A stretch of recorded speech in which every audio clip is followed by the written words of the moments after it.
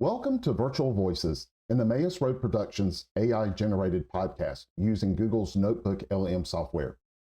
Join our virtual AI hosts, Eli and Miriam, as they review one of my previous videos.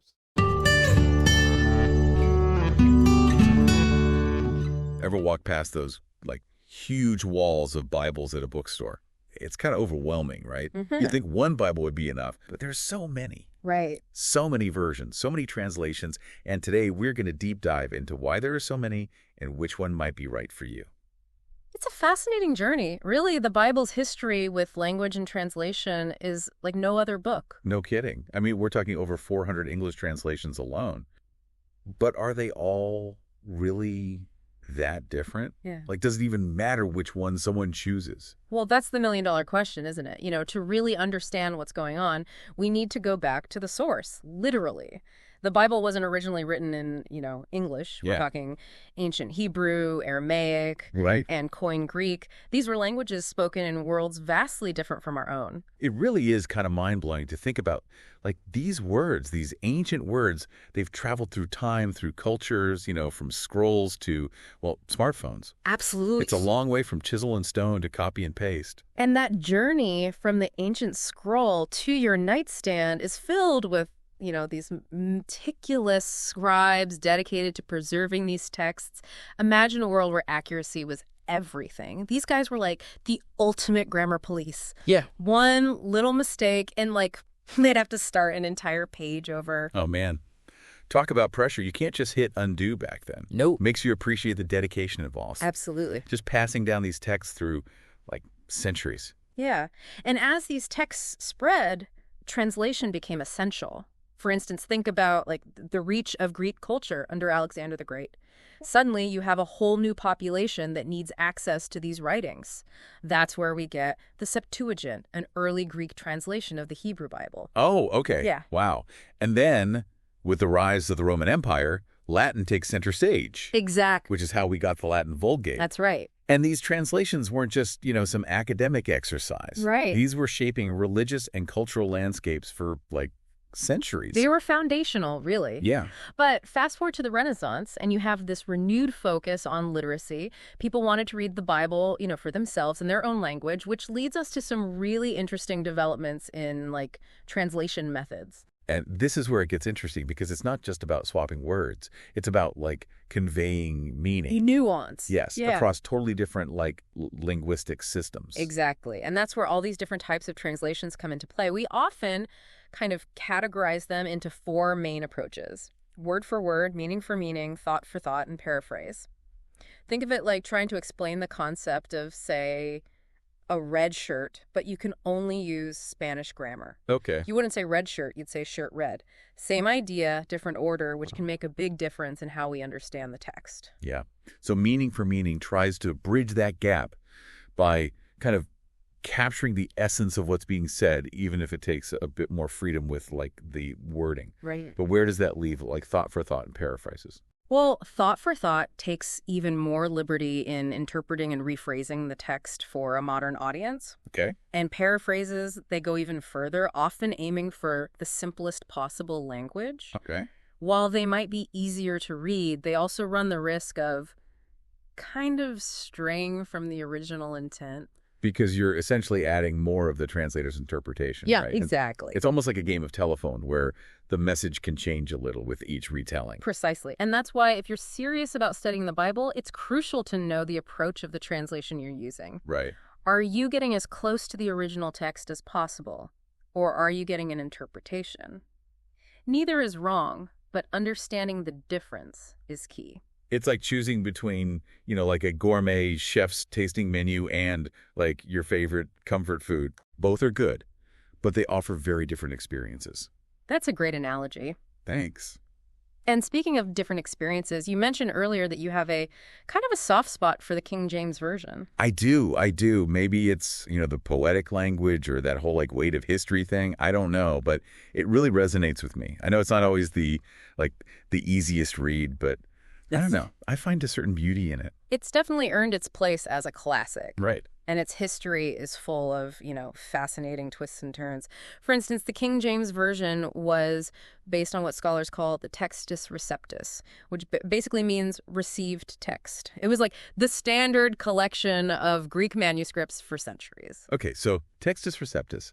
For those of us who didn't take Latin, Right. what does that really mean and why should we care? Good point. Imagine it like this. Before the printing press, Bibles were copied by hand. Yeah. Over time, little differences crept in, typos, you could say. The Textus Receptus was an attempt to kind of create a definitive Greek text from these various copies. So the King James Version relied on this carefully compiled Greek text. Right. But then things get interesting in the 19th century with the discovery of older manuscripts, right? Weren't those kind of a game changer? Absolutely. Scholars Westcott and Hort championed these older manuscripts, but here's the thing. They had some variations. Mm-hmm. Some verses were missing, words were different. It caused quite the theological stir. Probably the most famous example is the ending of Mark's Gospel.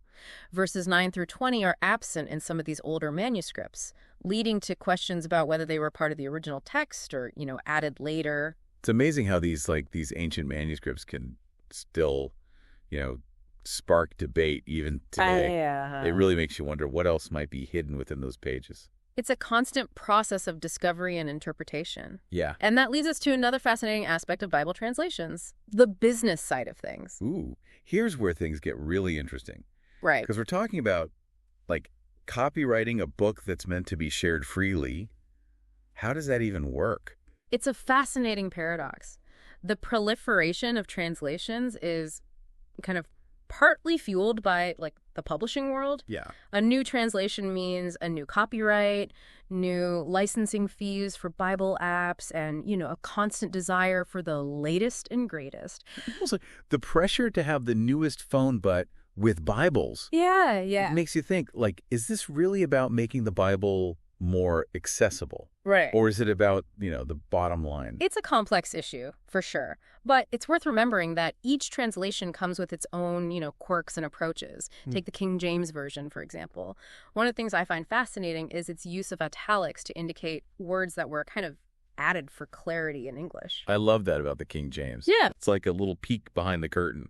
It shows you the gears of translation at work. You're not just getting, a finished product. Yeah. You're seeing the thought process, the nuances. It acknowledges that moving between languages isn't always this, clean one-to-one swap. Exactly. And that attention to detail is something you'll find in different ways across, various translations. Some prioritize a very literal approach, like sticking as close to the original structure as possible.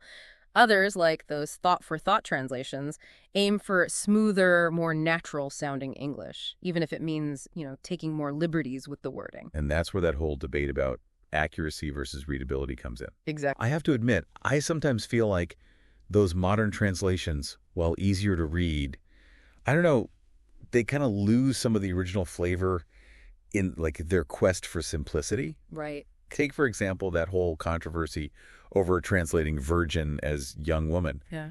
Doesn't that change the whole meaning, the whole, impact? It's like they're trying to avoid, controversy. But in doing so, they might be missing the point entirely. Yeah. It reminds me of that example from the video, that whole, great versus immense debate. Right. Some translations use immense wickedness, where the King James has great wickedness. To me, great wickedness gets the point across. I mean, what do we need a thesaurus to understand the Bible? It's a balancing act, isn't it? Staying true to, the original text while making it understandable for a modern audience. It's no wonder there are so many different approaches. Right. But that's also what makes exploring, different translations so fascinating. You Right. begin to appreciate the the nuances of language, the challenges of interpretation, and ultimately, the different ways people connect with these texts. So where does this leave someone who maybe just wants to read the Bible without getting, a PhD in ancient languages? That's a great question. And honestly, I think the best advice is don't be afraid to explore. Read, different versions. Compare them side by side. See what jumps out at you, what resonates.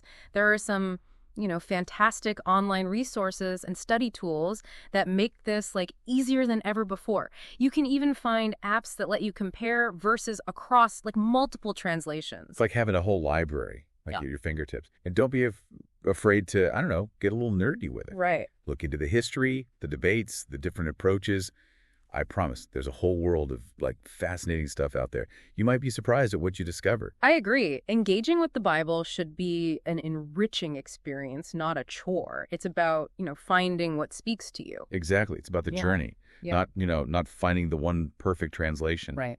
And who knew there was so much to like discover behind the scenes of something as familiar as, the Bible. It really highlights the enduring power of these texts, wouldn't you say? The ongoing human quest to connect with something like larger than ourselves. Absolutely. So if you're feeling lost in a sea of Bibles, remember this.